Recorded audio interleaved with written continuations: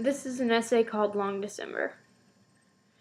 All the trees on the left side of the road were missing limbs. Keeps the road safe, I guess, but I don't know if it was the government or the tree owners who did it, who came to chop them down. Whole trees are just limbs, or maybe just half the tree with the rest left to wither. This is a story that I don't want to tell if you're going to exclaim and result.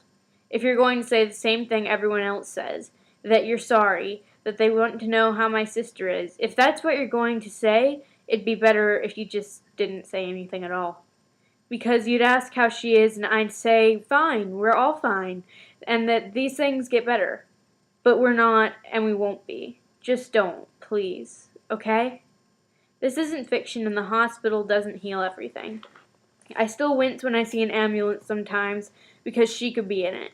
If the lights are off, she could be dead. I wonder if, maybe, if this was fiction, it would be more powerful. We were driving home, and Ma asked in a low voice if she meant it. How did she mean it? My friend. She's daresay one of my best friends here at home, even, and she's only 17 and beautiful. Why are they all beautiful? My sister, she's 13, and she's a little siren of a girl with crazy flowing red hair and a devil smile. Why are they all beautiful? I answered that I don't know. She didn't say. We'd just come back from a dinner out, and no one had said anything, but we all knew except for my sister, and she seemed happy, my friend, in a bittersweet way. She spoke in separated syllables. Dairy in!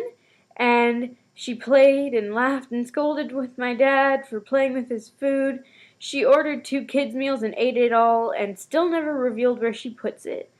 But there was hesitancy when she laughed, and her eyes drew towards the floor. She never pulled up her sleeves and wore a heavy blue coat that I hate. She's usually not this way. Her laugh is merriment itself, her voice a bird's chirp, and the blue of her contact-concealed eyes is hope itself. Did she mean it, my mother asked, or was it just gone wrong? And I answered, I don't know, because you don't ask that kind of thing. When someone tells you they almost killed themselves, you don't ask much. No, they're not okay. No, you really can't help. You can try. Say, go out with us for dinner. You exchange gifts. You say it and you hope she cheers up, and for a while she does, but really, what can you do? That's what they'll say in therapy, that you did what you could and it isn't your fault. That it isn't your fault when they say, don't tell anyone, and you don't. Then you only could do what you do. I told my mom I didn't know, and she just said, God bless her, and I just nodded like I thought that might do something. God anoint her with the ability to stop and see. God make her stop cutting, but I don't believe in God. Someone, maybe. Someone be there to stop her when I can't. Someone be there to know what to say when I don't. It's her first love, I said. My mom nodded, but didn't get it. I've been 7 months grieving, and she still hasn't gotten it, but I don't want to blame her for anything. She tries so hard. She listens to what the therapist says and weighs when she should tell and when she shouldn't.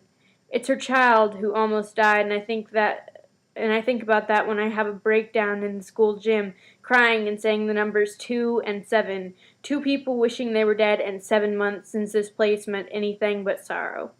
I know it's selfish, but it's been 7 months since he left me, and still it's his ghost that haunts my poems and cries out through my dreams. Sometimes I still see him peering out the window as I drove away, his expression lacking and my face streaked with tears. This hurts me, too, he said, and selfish. I told him it didn't. Not as much as I was hurting, because I loved him, and he's gone. But I knew he was dying to die, and I wouldn't let him.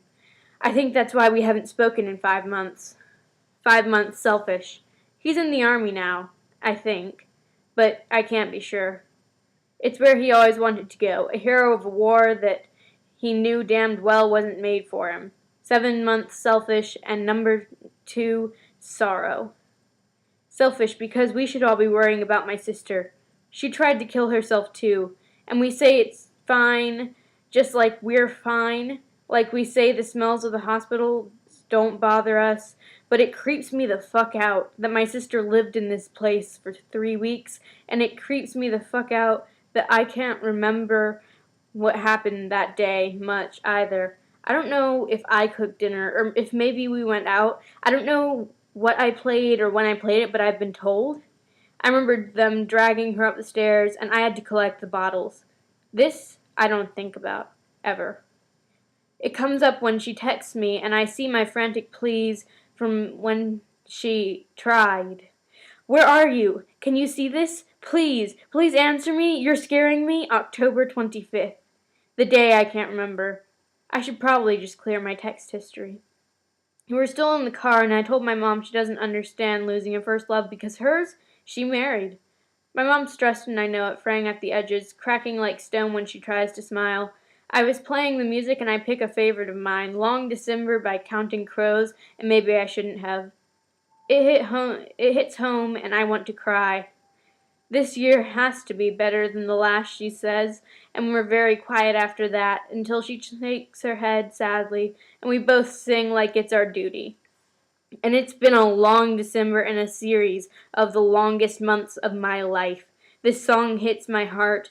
Maybe this year won't get better because I can't see any further than the next few days.